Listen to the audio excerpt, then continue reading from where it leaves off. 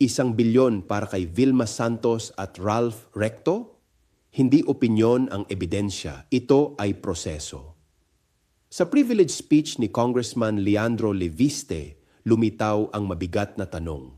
Paano nagagawang gumastos umano ng mahigit 1 bilyon si Congressman Edwin Guardiola para sa kampanya ni na Secretary Ralph Recto at Governor Vilma Santos Recto?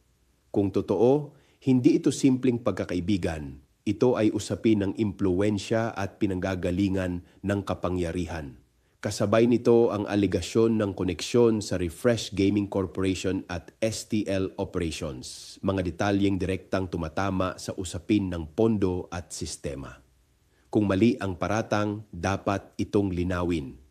Kung may katotohanan, lalo itong dapat imbestigahan. Hindi ito chismis, hindi ito opinyon. Ito ay proseso. At sa prosesong ito, ang tanong, sino ang handang managot? Ako si Bishop Tonyo, obispong migrante sa Europa, at ito ang damdaming makabayan. Hanggang sa muli.